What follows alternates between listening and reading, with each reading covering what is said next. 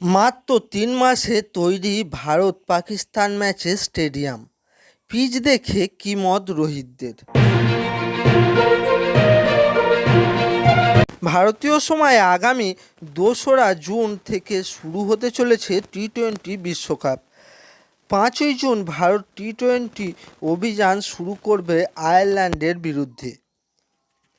Nassau county international cricket স্টেডিয়ামে সেই pitch দেখে মতামত জানালেন রোহিত ও দ্রাবিড়।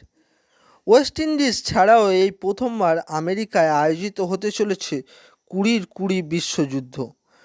টুর্নামেন্ট শুরুর আগেই আমেরিকার ক্রিকেট স্টেডিয়ামকে বড়সড় সার্টিফিকেট দিয়েছেন ভারত অধিনায়ক।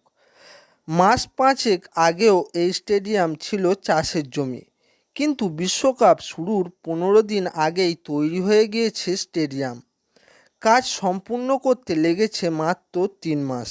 কেমন হলো সেই মাঠের পিচ? একটা সংবাদ মাধ্যমের রিপোর্ট অনুযায়ী রোহিতরা খুশি পিচ দেখে। অনুমান করা হচ্ছে প্রচুর রান উঠবে এখানে।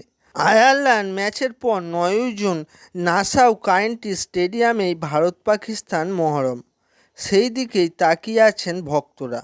এই স্টেডিয়াম নিয়ে আগ্রহের একটা বড় কারণ এর পিচ আনা হয়েছে কোরিডা থেকে, যাকে বলা হচ্ছে ড্রপ ইন পিচ।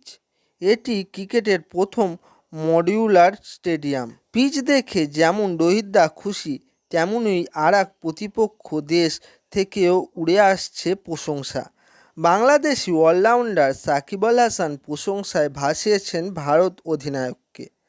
সাকিবের মতে, গত কয়েক বছরেও দুরন্তভাবে ভারতকে নেতৃত্ব দিয়েছে। ক্যাপ্টেন হিসাবে ওর রেকর্ড দারুণ। শুধু অধিনায়ক হিসাবে নয়, রোহিত এমন একজন ক্রিকেটার যে একার হাতে ম্যাচ ঘুরিয়ে দিতে পারে।